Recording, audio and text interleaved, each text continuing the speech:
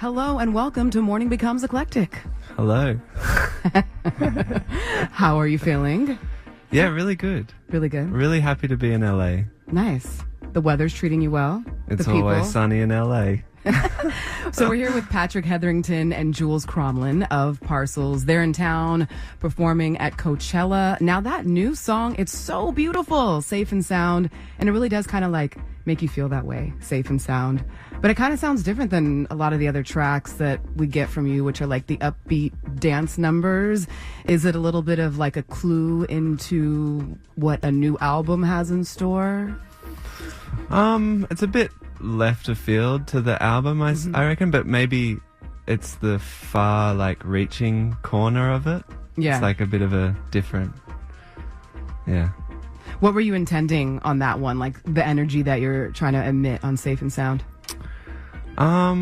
Just like that slow grooving, like head bopping energy, I think, with the instrumental, but then also I think just trying to get an intimacy at the same time. Yeah. With the vocals, having like a really close, mic'd, soft thing, which I've been trying to get better and better at, because I feel like my voice is better soft than it is loud. But then that, getting that in the same song feels interesting. When you say you're trying to get better at it, are you taking like vocal lessons or doing things to perfect your craft? Because I mean, we were here with an artist named Moses Sumney, who I consider to be like one of the greatest singers. His voice, he can do everything. And I was like, so what have you been up to? And he's like, I've actually been like taking piano lessons and vocal lessons. And him, I would think he could teach the lessons, but it's like you're always working on your craft, right? Yeah. Well, I feel like it's just trying to find your own thing. I think that's the main thing. It's like a search for what feels right for you, and over time you get closer and closer to it, maybe. Yeah. But yeah, a few vocal lessons too. They help. It's good, especially if you're going to have like a more up close to the mic and raw approach to your music. And do you have an album on the way? Can you like tell us that, or? Yeah. You do. Nice.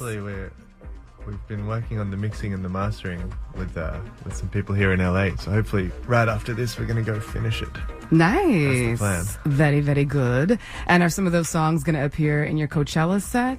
Yes. Ooh, we've been cool. playing, I don't know. Too many, really. There are so many unreleased songs. Yeah, we're like isolating people at the moment. We have to try these new songs. And you also have a show in Pomona at the Fox Theater on April 16th. If folks are not going to Coachella and want to go east a little bit, I don't know what direction Pomona is. I guess it's east. Yeah. Southern California is so vast that like sometimes people, and I'm like, Lancaster, that is east, I think? I don't know. It's a big place here. It's vast. One of the things that I have not had the opportunity of seeing a live show yet, but I've heard that it is incredible. Anna Chang here, our producer, was saying you guys are so good live, and I think also one of the things that makes you good live that I get a feel for, at least from watching the videos and just seeing what you put out, is like this camaraderie that you have too, from knowing each other and playing together for a long time. How did you meet to begin with?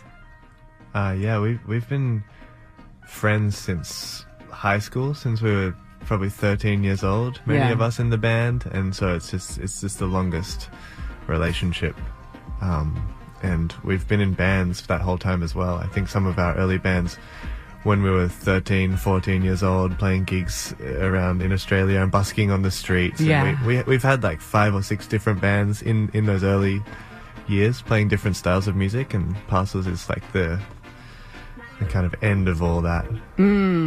Was there anything that busking taught you about performing in front of people? Yeah, for sure. It's like, it's one, and Sorry. We have a dumb button.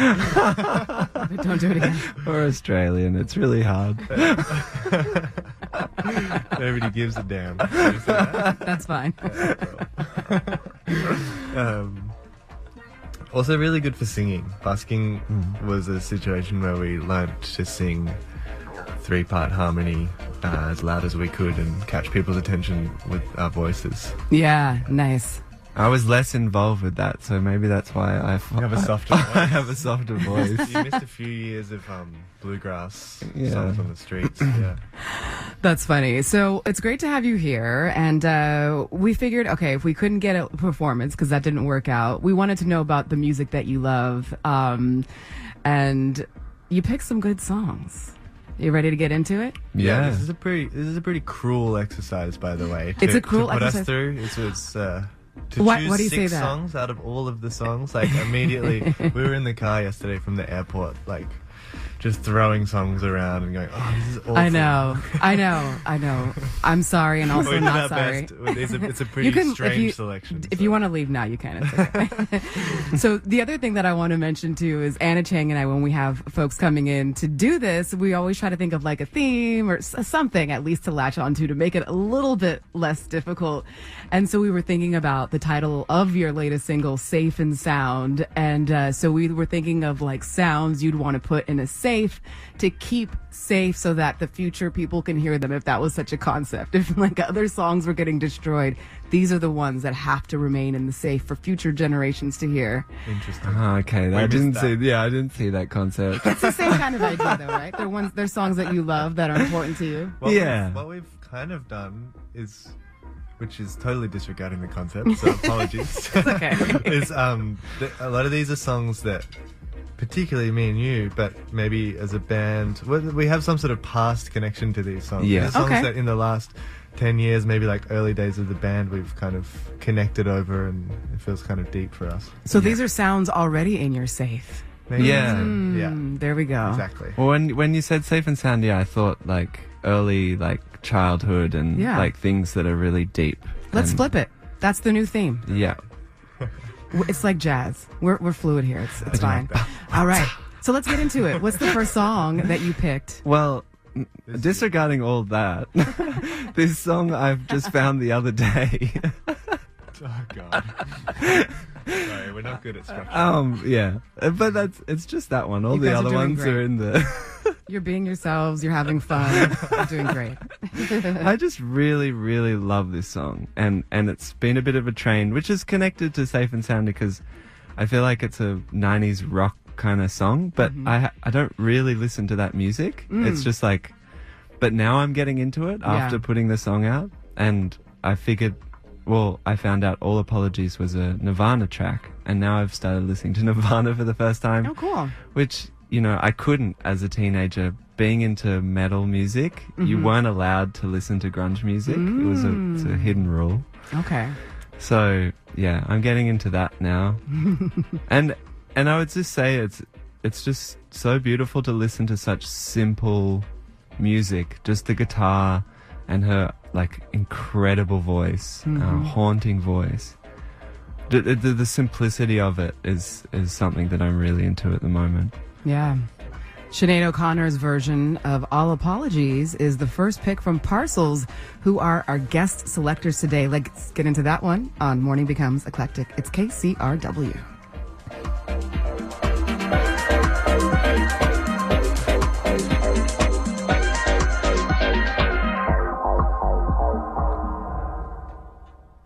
What else should I be? All apologies. Beautiful right there from Sinead O'Connor. All Apologies selected by our guests today, Parcels, who are in town for Coachella doing some shows. So if you are out there in the desert, make sure to catch them. And we're going to continue with this set. What song do you have for us next, Parcels? We seem to have Tom Petty. I won't back down.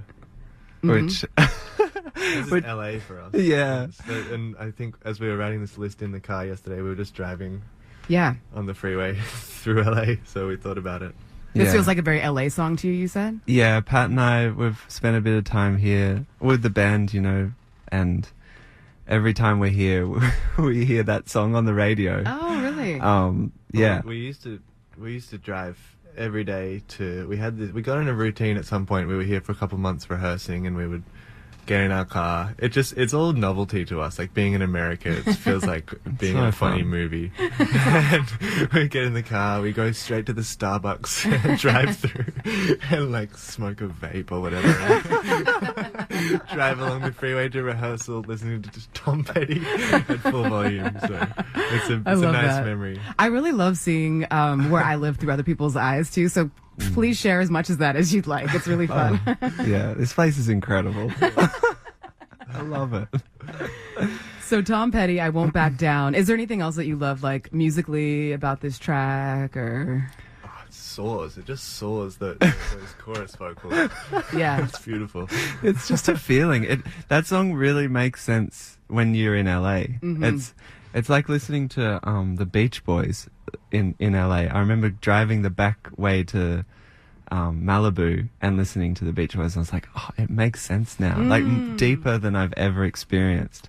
Probably a lot of that Mamas and Papas, stuff like that. Yeah. It's like, yeah, also like the production duo, like the Mizell brothers. I don't know if you're familiar with that, like Donald Byrd and some of that jazz made in Los Angeles. And like when you find that out, you're like, oh yeah, that makes so much sense. So, yeah, definitely. All right, well, let's get into that feeling of jumping in a car and being in Los Angeles. And by the way, this song, Tom Petty said that he was at the session, George Harrison sang and played the guitar, and he said he had a terrible cold that day, and George went to the store and bought a ginger root, boiled it, and had me stick my head in the pot to get the ginger steam to open up my sinuses, and then I ran in and did the take.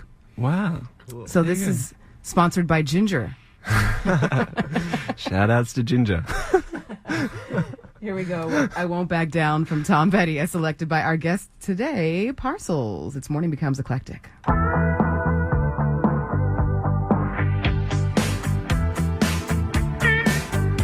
We are live here on Morning Becomes Eclectic from KCRW HQ, hanging out with Parcels, Patrick and Jules from the group, and they're sharing songs with us that they love for various reasons.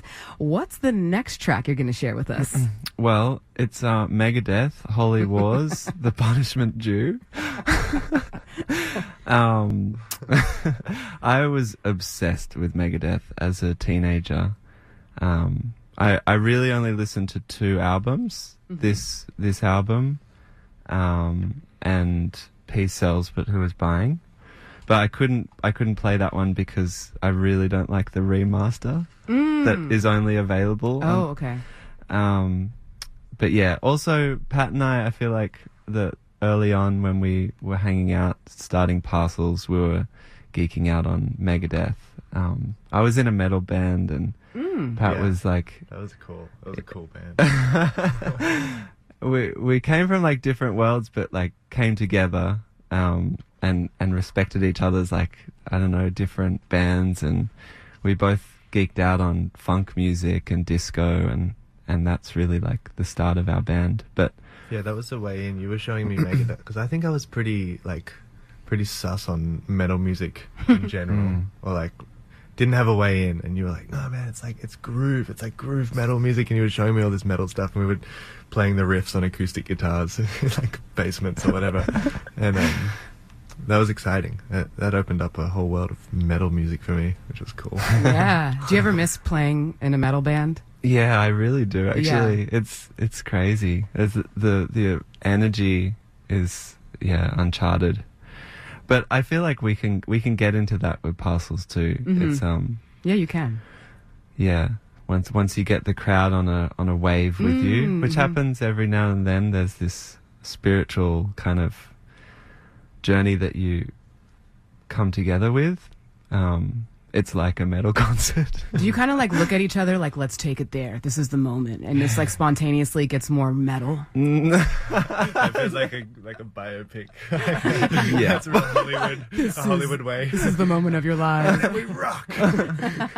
No, I think the truth of it is like we're not really controlling it. It either happens or it doesn't happen. Oh, okay. And well, I'm talking more about this like collective spirit. Yeah. Which is, it's a mystery to me, it's a beautiful thing in playing live music, is finding that. And it happens every now and then. Have either of you ever been kicked out of a band? Oh, Oh, no, I don't think so. Well, that's Not good. Yet. not yet. Well, I've been close to getting kicked out of Parcels. kicked out of here. Well, you then do not share this with Dave Mustaine, who is the founder of Megadeth. He was kicked out of Metallica just prior to their debut album due to substance abuse and personal conflicts with James Hetfield kicking his dog, apparently. Yeah. Kicking his dog. Yeah. That's a low blow. It is a low blow. You're out of here. But then he went on to form Megadeth right here in LA, which is, I guess, the silver lining to the whole situation. Yeah. So let's get into that track. And you out there listening right now, just feel free to rock out. Just let the hair flow. Let the energy, if you're holding on to anything, let it just emit from all of your pores. That's what we're going to be doing on the other side of things right here. Here is Megadeth as selected by Parcels, who are our guest selectors. Holy Wars, The Punishment Due on Morning Becomes Eclectic. And this is Morning Becomes Eclectic. It's 89.9 KCRW. Whoa! Now that was a ride. What an adventure. Megadeth with Holy Wars, The Punishment Due. And it was selected by our friends today, Parcels, who are sharing music that they love. And we love that one. Thank you. That's the first time I've at least played that one during Morning Becomes Eclectic. I don't think it's getting a lot of play here. Fair enough. But it should. No. I mean, maybe, yeah. But as we continue here, one of the things that I noticed also on that song is the long instrumental build to get you to the place that you want to get to. And it was making me think of the song we started today with, your song, Light. And it has just that long instrumental and just makes you wait for like the big explosion.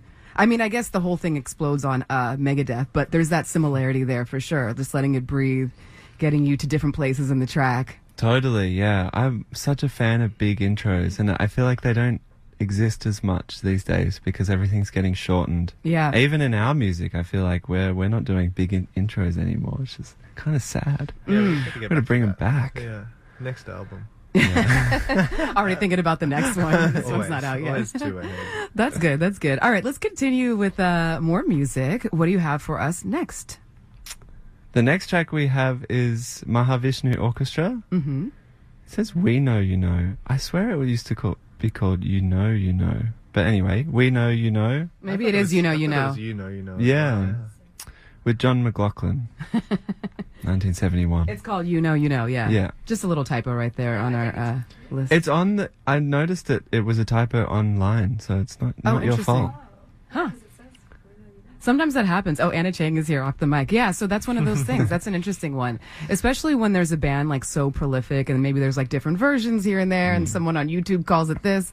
But the track that I have says You Know You Know. So Mahavishnu Orchestra. And why did you select this one? Again, another early track for Pat and I connecting, I feel. The inspiring guitar hangs, yeah. Mm-hmm. I think after metal music, I started getting into fusion, and I got really into Mahavishnu Orchestra, and John McLaughlin specifically as a guitar player, and just incredibly crazy songs. They're just worlds, and this one particularly is just something so magical about it. It's so like, I don't know, how would you describe it, Pat? Yeah, I agree. There's something about that riff, that repeating main slow guitar riff. That's this song, right? Yeah. It's like meditative. It reminds me of like Alice Coltrane or so, this kind of transcendental music that takes you somewhere else. Yeah. And yeah, this is a good one right here. So let's get into it. Mahavishnu Orchestra, You Know You Know from 1971 with John McLaughlin, selected by our friends Parcels. Pat and Jules are here from Parcels hanging out, selecting some amazing tracks, and we still have a few more to share here on Morning Becomes Eclectic. Woo, what a What a groove right there that we just came out of from the Mahavishnu Orchestra as selected by our guests today. Parcels, we've got Pat and Jules here hanging out before they hit the road to go to Coachella. They're performing there this weekend. And these selections are just great. Thanks so much, guys. You're making it easy for me. Thanks for having us. This is fun. Nice. I'm glad you're having a good time. Well, I was looking at one of the bios online about the Mahavishnu Orchestra, and it said that they were considered by most observers during their time to be a prime rock band, but their sophisticated improvisations actually put their high-powered music between rock and jazz, which made me think of a similarity to you all, because it's like the music, people have fun, they're partying, they're dancing, you know what I mean? They don't have to think about the musicality per se, but when you break it down, like you're doing some really cool, jazzy, interesting stuff, and it's clear that you are really great at your craft. And is that something, I mean, that you think about when you hear an artist that you love, like, okay, this is fun, but then there's also just layers behind this that are really interesting? Yeah, maybe it's I don't know, it's rare, more rare today with bands and the technicality stuff, but I really feel like we're not so good, especially when it comes to being in America. Like, the musicianship goes so beyond, you know, that there's so many good musicians out there. It's incredible. Like, I don't feel like we have any leg to stand on, to be honest. Okay. You can't put us in the jazz. You definitely Absolutely can't put us not. in the jazz world. Absolutely not. Yeah. I was in Not even in the rock world. I was in a bar. What world? In Brazil. We were just in Sao Paulo on tour, and I went and saw a Brazilian band at this tiny little kind of Brazilian jazz bar. It just blew me away. So there's a lot of things like that in North and South America. Yeah. Where you go like, how am I a musician? Like, this doesn't make sense. It can get existential. These guys are on a different level. Yeah. Yeah, definitely. Well, let's continue with the set. What's the next song you have for us? We've got Nightswimming by R.E.M. Very nice. Tell me more. I think at this point, so this list that we're going down is also just us in the car, on, like I say, on the way from the airport, throwing songs around. And I think at this point we were like, oh, let's throw in something, let's throw in some lyric inspiration, some like, inspiring lyrics for us. And I always think about this song lyrically. I mean, this band in general, R.E.M's, like incredible lyrics that always kind of confuse and inspire me. But this one, it's just got this one little passage about a photograph turned around backwards on the dashboard. Do you know the lines I'm talking about? No. He's like, I was looking it up before. He's like, the photograph on the dashboard taken years ago turned around backwards so the windshield shows. Every streetlight reveals the picture in reverse. Still, it's so much clearer. And this is a very specific image of driving with a photograph, turned around, the light hitting it, the image reversed, and I don't know why, that's just so touching to me. It's very specific. I love that. I mean, it's cool to point out the how sophisticated the songwriting of R.E.M. is, you know. Well, let's get into that track. What do you think? Sounds good. Sounds good. Nightswimming from R.E.M. 1993, selected by our friends here, Parcels, on Morning Becomes Eclectic.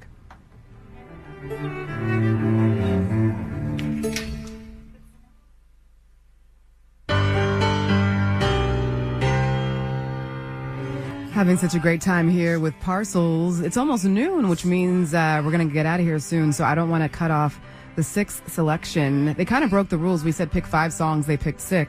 But we're going to try to squeeze this last one in. So just let us know the final song you'd like to share with us, Parcels.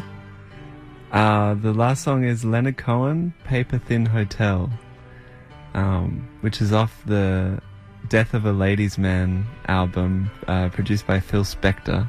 Yes. And yeah, both Pat and I just love this song.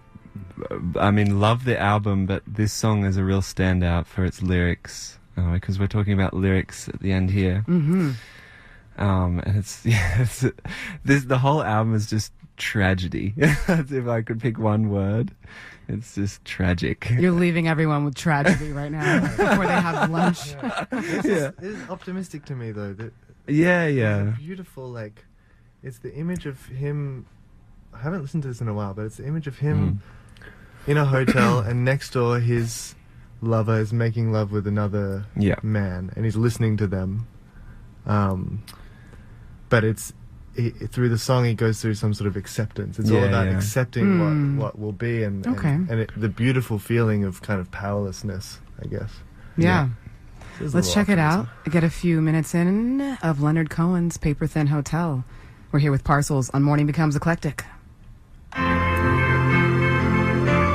Almost going to get out of here to go listen to Press Play with Madeline Brand, but want to say thank you so much to Pat and Jules of Parcels, the band, for being here and hanging out with us and selecting some music today. Thanks, guys. Thank you so much for having us. Yeah, thank you. Amazing. Come back anytime. Come back after Coachella. So they are on their way there, and if you are going to be at Coachella, go check them out on the outdoor stage. Go hear some songs that are not released yet, and have a great time. Send pictures of your time at Coachella with Parcels, and you can revisit anything from today at kcrw.com/MBE.